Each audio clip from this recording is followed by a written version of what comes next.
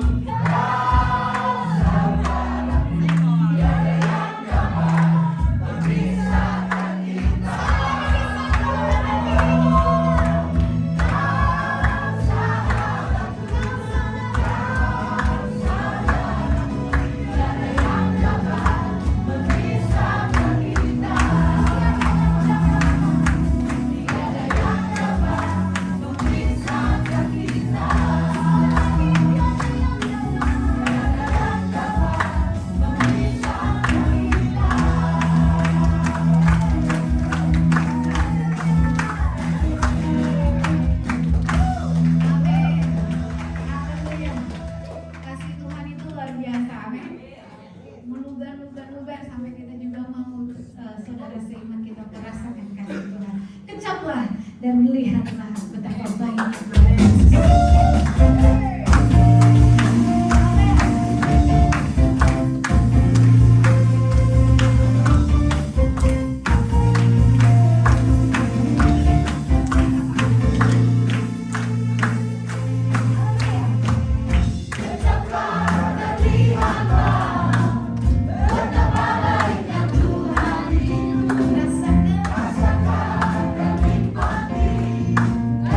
Setiap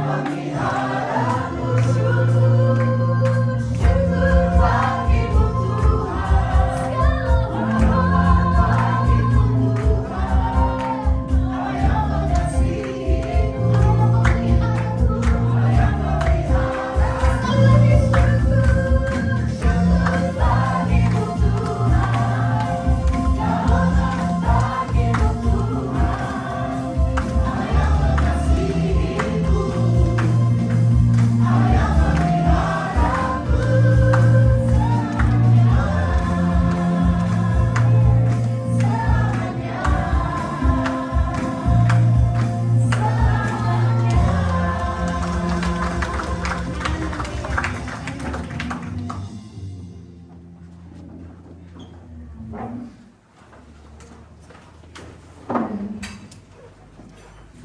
Bapak, kita membuatkan yang terbaik, sembah kita.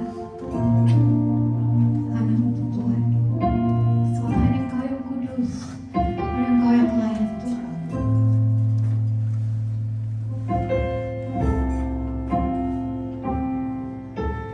Thousand generations falling down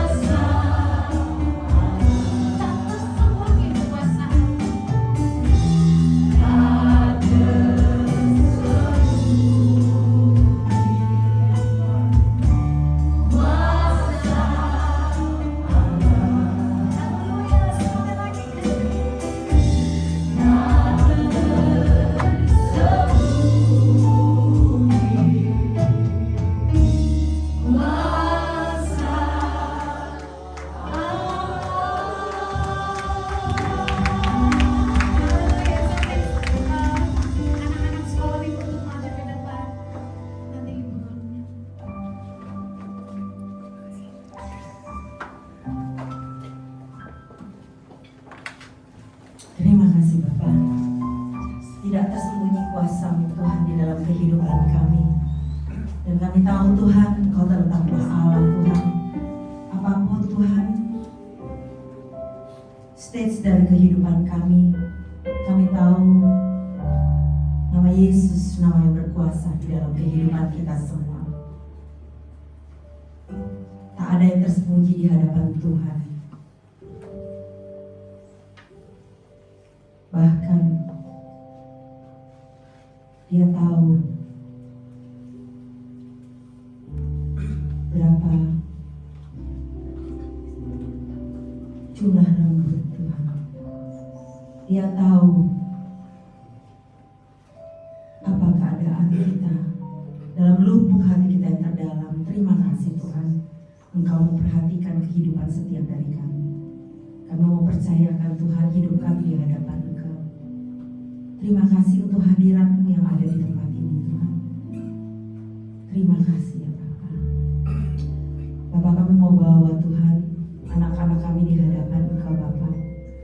Engkau lihat Tuhan siapa mereka satu persatu. Kami mau memberkati Tuhan kehidupan mereka Bapa. Menjadikan hidup mereka adalah hidup yang berarti di hadapan-Mu Tuhan. Engkau berkati mereka dari masa mudanya. Engkau urapi kehidupan mereka. Engkau tutup bungkus hati dan pikiran mereka Bapa. Begitu banyak Tuhan pengajaran-pengajaran yang tidak sesuai dengan firman-Mu Tuhan, yang telah diajarkan di sekolah-sekolah di bangsa ini Bapa. Tapi kami percaya firman-Mu lebih berkuasa Tuhan dan dalam kehidupan mereka. Firman-Mu Tuhan itu yang sungguh-sungguh tergenapi di dalam kehidupan anak-anak kami. Kami berdoa Tuhan, biarlah hidup mereka menjadi hidup yang berarti di hadapan Tuhan. Hidup mereka menjadi hidup yang kudus di hadapan Tuhan. Tuhan pakai mereka dari masa muda mereka ya Bapa, menjadi alat-Mu Bapa. Engkau perlengkapi mereka dari masa muda mereka Bapa. Kami berdoa Tuhan untuk setiap orang tua. Engkau juga urapi setiap orang tua menjadi orang tua yang punya hikmat, bijaksana Tuhan, untuk mengajarkan firman Tuhan siang dan malam Tuhan. Mengajarkan berulang-ulang kepada anak-anak ini ya Bapak. Sehingga anak-anak ini sungguh-sungguh menjadi anak-anak yang takut akan Tuhan, hormat pada orang tua. Berkati Tuhan mereka satu persatu. Kami berdoa hanya di dalam nama Bapa, Putra dan Roh Kudus, hanya di dalam nama Tuhan Yesus. Mari kita yang menerima berkat dari Tuhan, sama-sama kita katakan amin. Amin. Mari duduk Bapak, Ibu dan Saudara. Shalom semuanya. Shalom. Selamat datang kembali di rumah Bapak di tempat ini. Mungkin ada spesial ya, kita mau mengundang saudara kita Fadli. Zaki ada? Ada? Zaki ada? Tidak ada.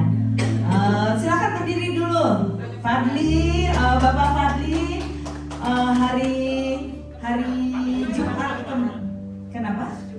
Iya, Jumat sore kemarin baru menerima baptisan kudus. Silakan datang, my brothers. Ya, kita sekarang brothers ya. Puji Tuhan, kami ucapkan selamat datang di keluarga kerajaan Allah. Dan kita mau berdoa ya untuk Pak Fadli. Kita kembali berdiri. Kita mau mengulurkan tangan kita. Biarlah Tuhan memberikan kekuatan kepada Fadli untuk melangkah di hari-hari mendatang. Tuhan tidak pernah menjanjikan kalau kita sudah ikut Tuhan, segala sesuatunya akan beres. Tapi Tuhan berjanji kalau kita berjalan dengan Dia, bersama dengan Tuhan, Tuhan akan berjalan bersama kita, dan Tuhan yang akan beracara di dalam kehidupan kita, dan Tuhan yang akan menyelesaikannya untuk kita, asal kita hidup percaya dan hidup berkenan di hadapan Tuhan. Amin. Mari kita berdoa. Bapak, terima kasih Tuhan, terima kasih kalau Engkau telah memanggil anak-Mu Tuhan Fadli, dan dia menerima panggilan-Mu Tuhan. Itu semua adalah kasih karunia ya Bapa. Terima kasih Tuhan. Kami berdoa Tuhan, biarlah mula dari dia menerima baptisan ya Tuhan, dia mau Tuhan mati bersama Engkau dan bangkit di dalam Engkau Tuhan, dan berjalan menurut kehendak dan firman-Mu. Bapa, berkati anak-Mu ini ya Bapa. Biarlah Roh Kudus Engkau tinggal tetap di dalam kehidupannya. Engkau yang akan mengajar dia ya Tuhan, sehingga dia mengerti apa kehendak-Mu. Lebih lagi Engkau bukakan rahasia-rahasia firman-Mu Bapa.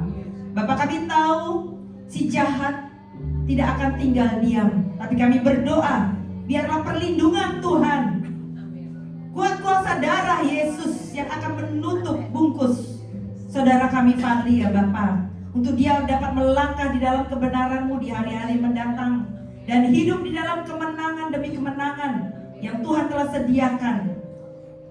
Dan terus ya Tuhan masuk di dalam kemuliaan Tuhan, menjadi terang dan garam. Kau utus dia ya Tuhan untuk menjangkau ya Tuhan saudara-saudaranya, teman-temannya yang belum mengenal Engkau ya Bapa, bahkan orang-orang yang terdekat ya Bapa. Bapa, Engkau berkati anak-Mu ini ya Bapa, tutup bungkus dia ya Bapa. Biarlah metamoya itu ya Tuhan, perubahan cara pikir ada ya Tuhan di dalam pikirannya, pikiran Kristus. Yang lama sudah berlalu, yang baru sudah datang. Biarlah dia terus ya Tuhan berlari-lari dengan mata yang tertuju kepada Kristus, kepada salib Kristus ya Tuhan. Jadikan dia lebih daripada pemenang. Terima kasih Bapa, terima kasih.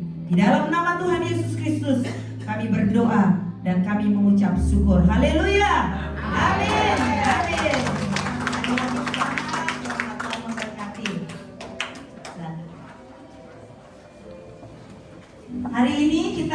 kedatangan tamu istimewa. Seharusnya Ibu Betty nih yang mengenalkan lebih baik.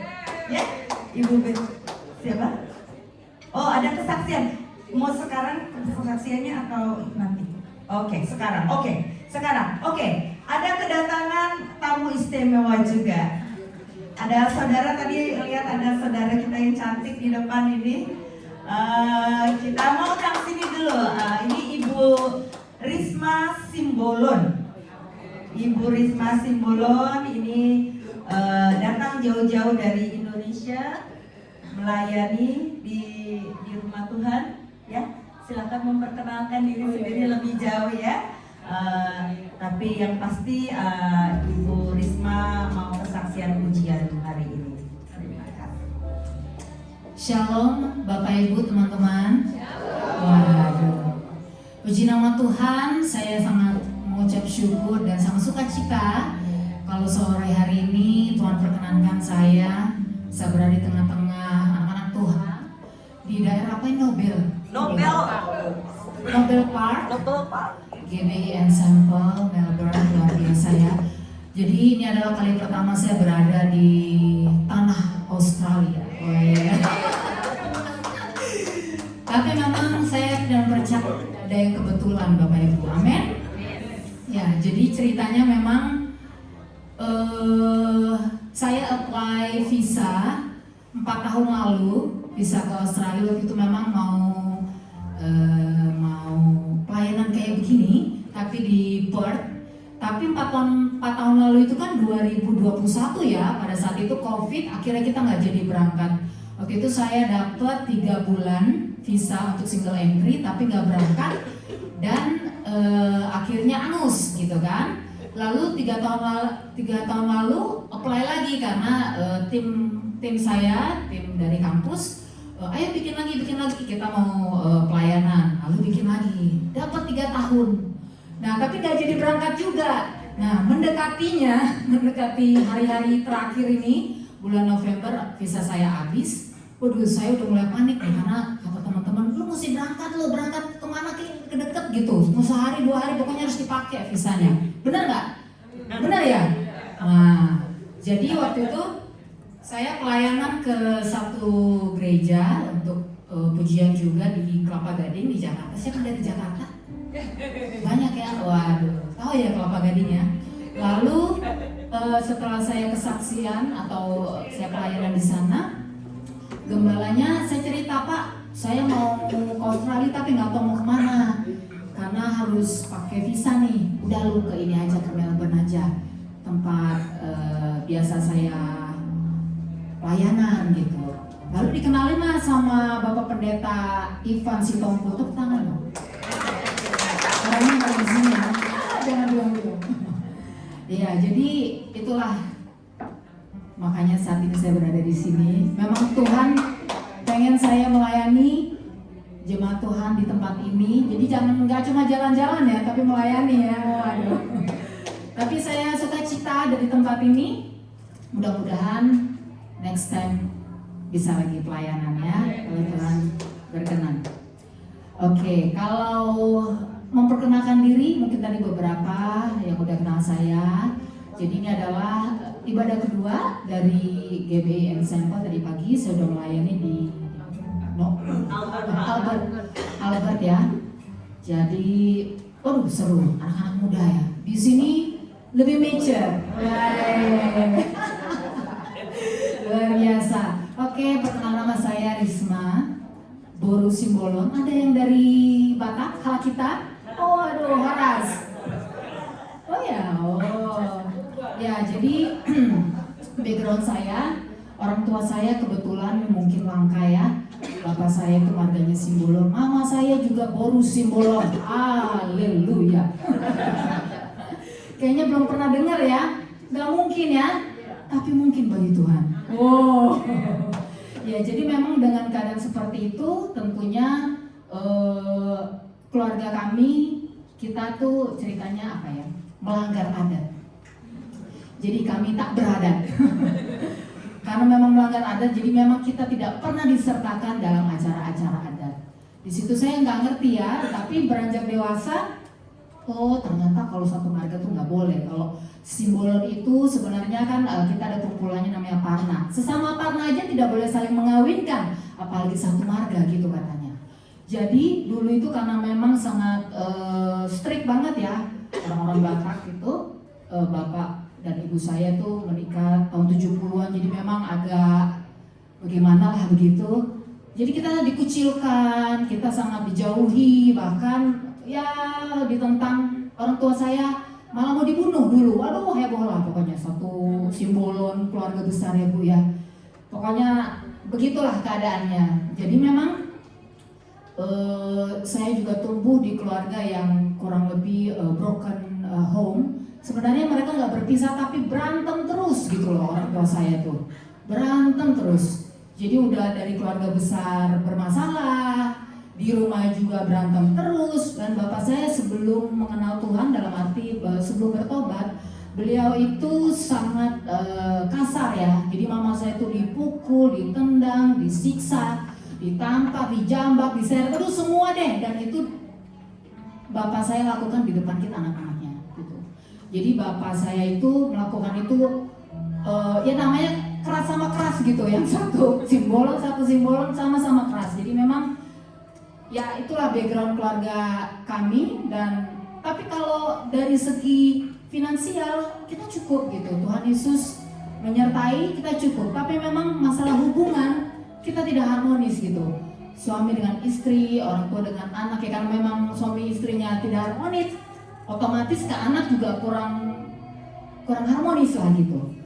Jadi memang saya tumbuh dengan keadaan itu keras ya, maksudnya keras sama diri saya. Waduh saya harus kemana nih? Dan saya memang saat itu saya mencari lingkungan positif di luar rumah gitu. Saya punya teman-teman yang ya karena background saya seperti itu, saya lebih nyaman dengan orang-orang yang bukan Batak gitu, biar nggak banyak pertanyaan, biar nggak banyak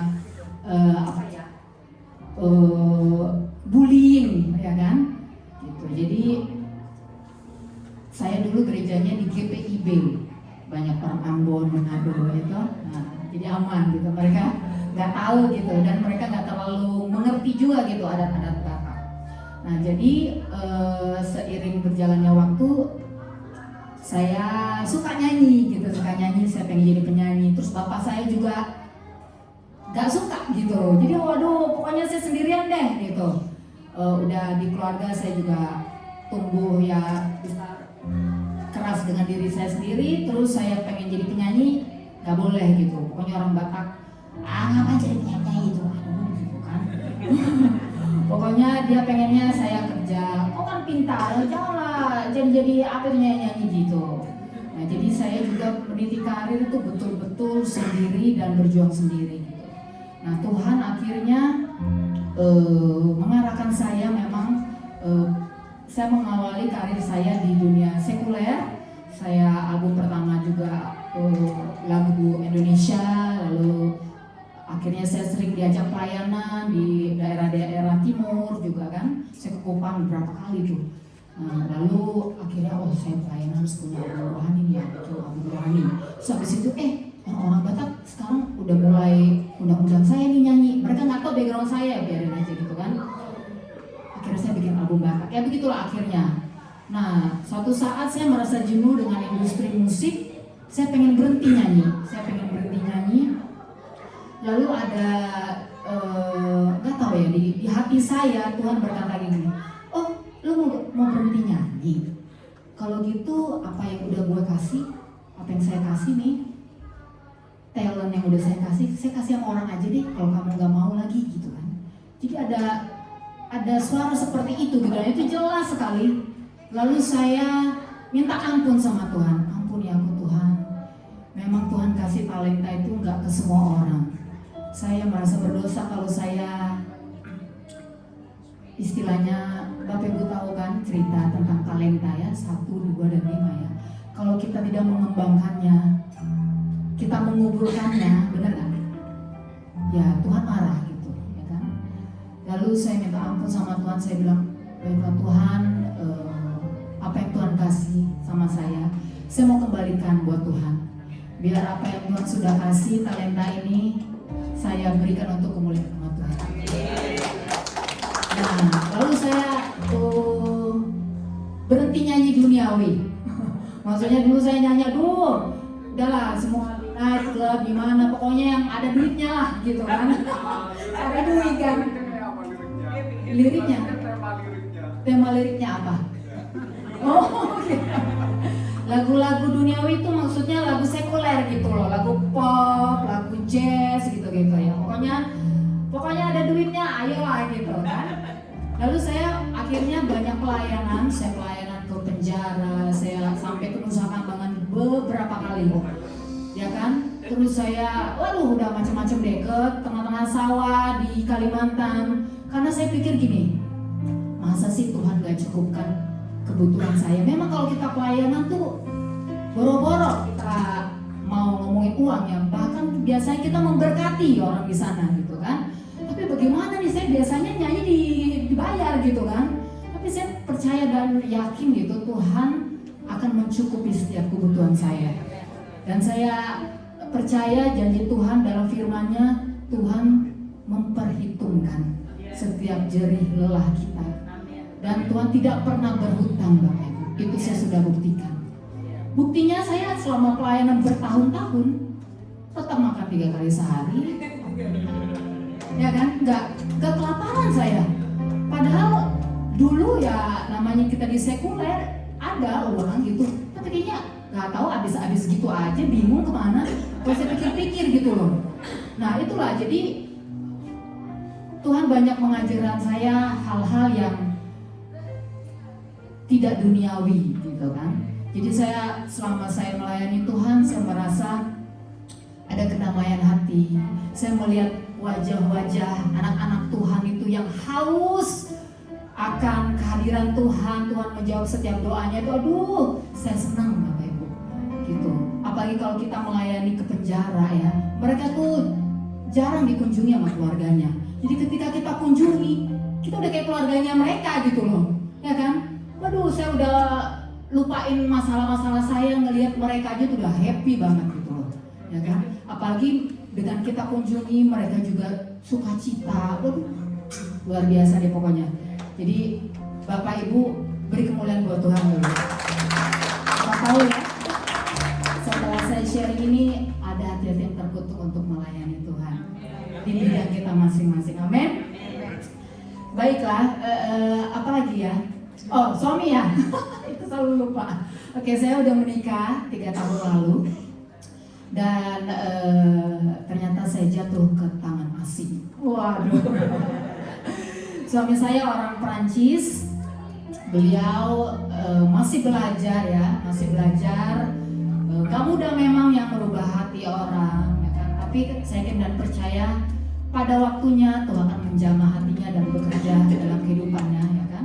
Suatu saat kalau Tuhan berkenan bisa saya bawa juga pelayanan ke tempat itu. Amin. Jadi beliau lagi di Perancis, saya melipir dulu ke sini. Nanti kita ketemu di Jakarta.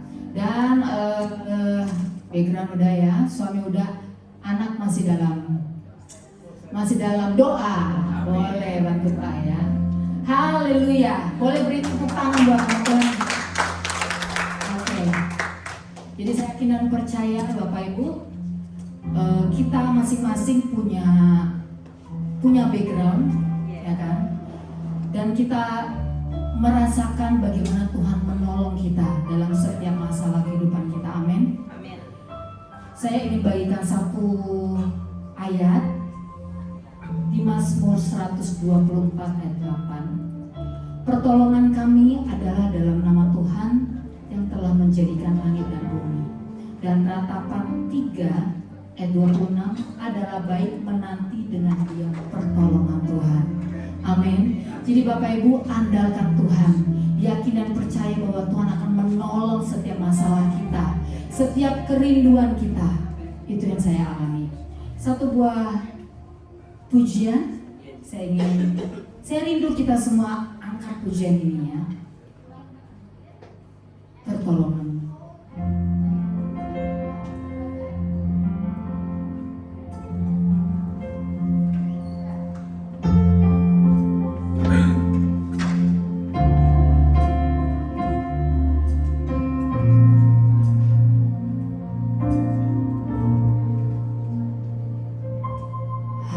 hatiku tenang berada dekatmu.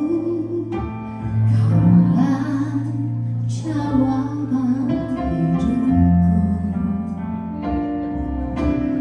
Hatiku tenang berada dekatmu. Kau yang pelihara hidupku. Mari GBI Ensemble, sebentar kita untuk angkat pujian ini ya. Katakan hatiku tenang berada dekatmu. Hatiku tenang berada dekatmu. Kaulah jawaban hidupku. Hatiku tenang berada dekatmu. Kaulah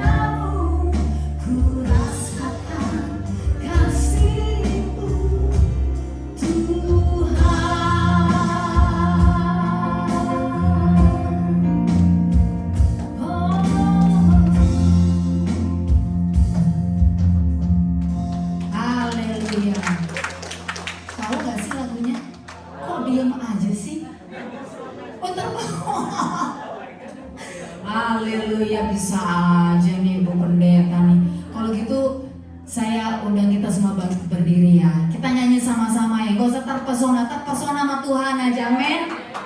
Oke, kita angkat pujian. Dengan apa akan kubalas? Katakan Tuhan Yesus baik. Katakan Tuhan Yesus baik.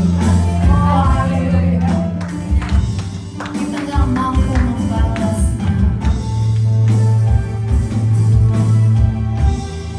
Mari kita yang simple. Kita angkat pujiannya, katakan Kau Allah yang setia.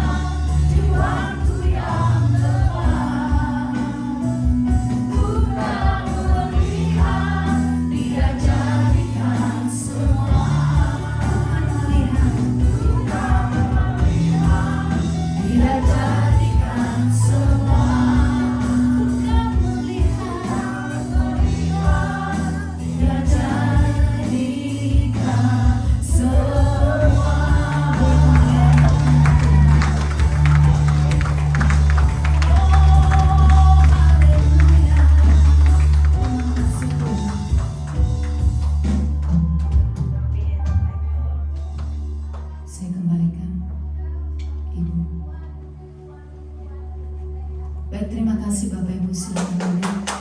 Puji Tuhan, semua diberkati. Terima Tuhan karena Dia berkata di atas pujian umatnya ya. Hari ini spesial 2 sesi pujiannya. Semua diberkati dan terima kasih Tuhan kirimkan hambanya hari ini, Bapak Pendeta Michael Matulesi. Beliau pelayanan di Makassar. Yang lebih jauh beliau memperkenalkan diri karena ya saya cuma terbatas kakak kelas saya gitu ya. Kami sempat membesarkan anak sama-sama ya di Tawangmangu. Ya waktu anak pertama ya, satu ya waktu itu. Ya, silakan Pak Michael.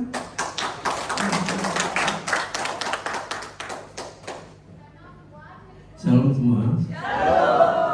Apa kabar? Baik. Baik, saya Michael Matulesi. Pertama saya mau mengucap syukur kepada Tuhan karena saya percaya sekali bahwa Tuhan yang membawa saya ke tempat ini. Karena saya seharusnya itu mau pergi ke Jepang. Jadi 3 bulan yang lalu kami rombongan. Jadi saya datang rombongan sebenarnya. Saya datang sama tim gembala dari gereja di Makassar, GBI BFC Makassar. Kami datang sejak hari Sabtu yang lalu. Kemudian teman-teman saya itu kemarin kembali ke Makassar. Saya besok baru kembali. Jadi kami sebenarnya bulan Desember nanti itu mau ke Jepang, jadi bukan ke sini. Tapi 1 bulan yang lalu tiba-tiba gembala senior saya bilang buat kita, kita ke Melbourne aja gitu.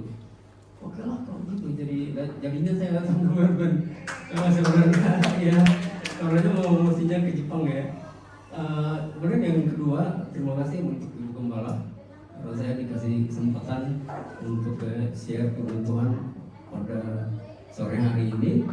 Saya tadi pagi pelayanan di Garam. Ya kemarin juga 2 kali di Garam. Jadi ini pelayanan saya keempat.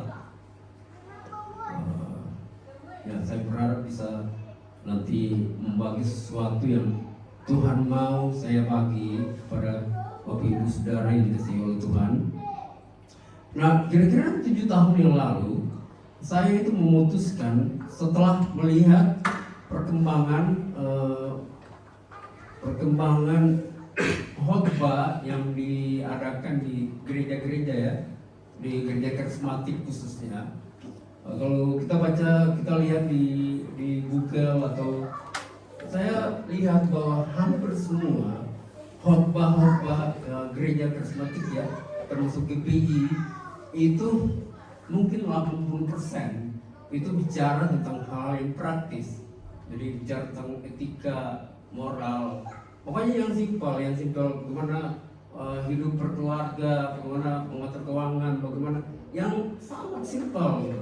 Yang sangat mudah dipahami, dan itu memang mendominasi semua berita di gereja-gereja GPI. Ya, saya nggak tahu di sini ya. Tapi memang itu yang terjadi. Jadi kemudian saya putuskan untuk mengambil segmen lain dari berita yang harus saya sampaikan, supaya ada keseimbangan gitu. Supaya ada keseimbangan antara how to live, bagaimana kita hidup, dan bagaimana kita mengenal Tuhan. Karena kita nggak bisa hidup tanpa mengenal Tuhan dengan benar. Karena kalau kita bagi Alkitab jadi 2, maka 52% Alkitab itu bicara tentang siapa Tuhan, dan 48% bicara tentang perintah-perintahnya yang harus kita lakukan. Jadi sebenarnya lebih banyak isi Alkitab itu bicara tentang seharusnya kita kenal Tuhan, kita siapa.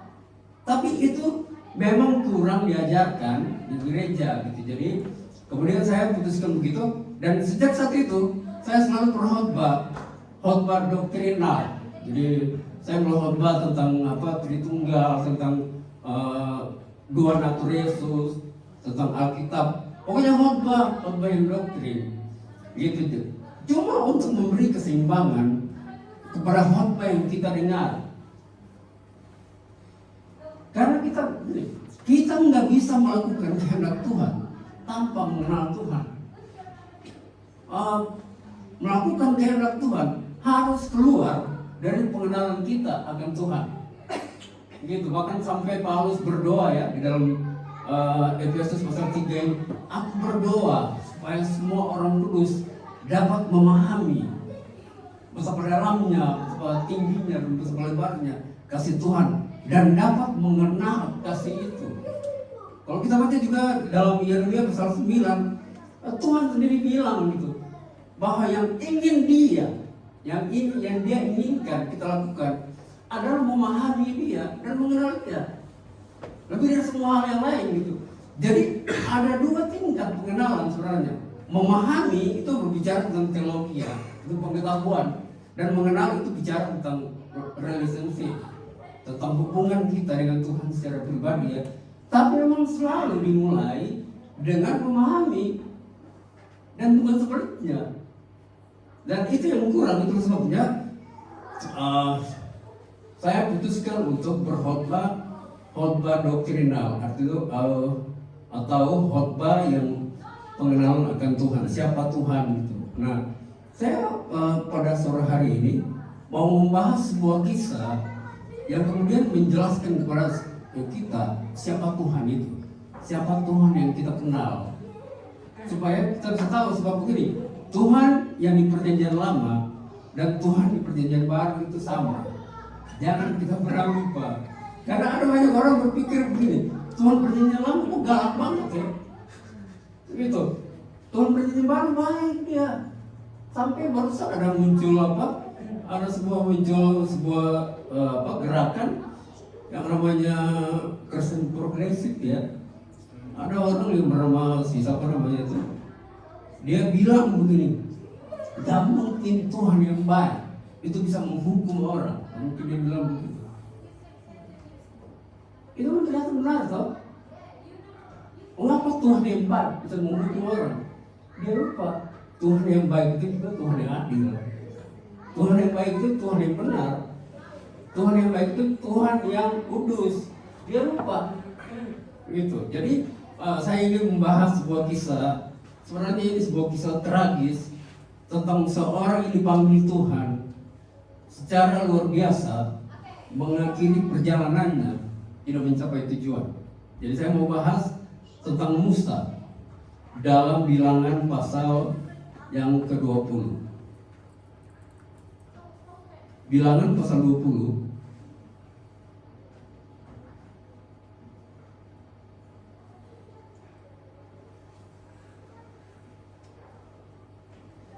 ayat yang kedua mulai. Bilangan pasal 20 ayat yang kedua. Dosa Musa dan Harun. Pada suatu kali ketika tidak ada air bagi umat itu, berkumpullah mereka mengerumuni Musa dan Harun, dan bertengkarlah bangsa itu dengan Musa. Katanya, sekiranya kami mati binasa pada waktu saudara kami mati binasa di hadapan Tuhan, mengapa kamu membawa jemaah Tuhan ke padang gurun ini supaya kami dan ternak kami mati di situ? Mengapa kamu memimpin kami keluar dari Mesir untuk membawa kami ke tempat celaka ini yang bukan tempat menabur, tanpa pohon ara, anggur dan delima, bahkan air pun tidak ada? Maka pergilah Musa dan Harun dari umat itu ke pintu pertemuan lalu sujud. Kemudian tampaklah kemuliaan Tuhan kepada mereka. Tuhan berfirman kepada Musa, ambillah tongkatmu itu, dan engkau dan Harun kakakmu harus menyuruh umat ini berkumpul. Katakanlah depan mata mereka kepada bukit batu itu, supaya diberinya air. Demikianlah engkau mengeluarkan air dari batu itu bagi mereka yang memberi minum umat itu serta ternaknya. Lalu Musa mengambil tongkat itu dari hadapan Tuhan seperti yang diperintahkannya kepadanya. Ketika Musa dan Harun telah mengumpulkan jemaah itu ke depan bukit batu itu, berkatalah ia kepada mereka, dengarlah kepadaku, hai orang-orang durhaka, apakah kami harus mengeluarkan air bagimu dari bukit batu ini. Sesudah itu Musa mengangkat tangannya, lalu memukul bukit batu itu dengan tongkatnya 2 kali, maka keluarlah banyak air sehingga umat itu dan ternak mereka dapat minum. Tetapi Tuhan berfirman kepada Musa dan Harun, karena kamu tidak percaya kepadaku dan tidak menghormati kekudusanku di depan mata orang Israel, itulah sebabnya kamu tidak akan membawa jemaah ini masuk ke tempat yang akan kuberikan kepada mereka. Itulah mata air Meriba, tempat orang Israel bertengkar dengan Tuhan, dan ia menunjukkan kekudusannya di antara mereka. Nah, peristiwa memukul batu sehingga air keluar itu bukan peristiwa yang pertama kali. Ibu saudara baca Keluaran pasal 17, pernah juga terjadi begitu. Musa memukul batu dan kemudian air keluar.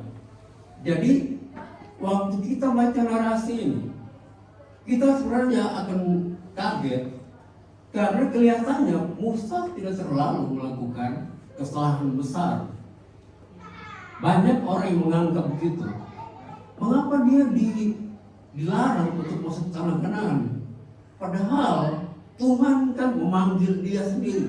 Bahkan waktu Musa dipanggil, Musa berkali-kali nggak mau. Dia menolak untuk melakukan apa yang Tuhan perintahkan. Nah, kita tahu Musa punya 3 fase kehidupan. Yang pertama, ketika dia berumur 40 tahun. Jadi dari 0 tahun sampai 40 tahun dia tinggal di istana Firaun. Dibesarkan sebagai pangeran dengan mengikuti semua aturan dan ilmu yang dia pelajari.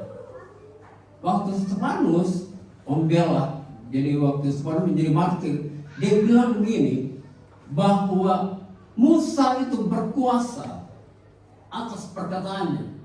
Jadi Musa itu diperkirakan dia adalah seorang panglima perang, ya. Pada masa dia menjadi pangeran di Mesir.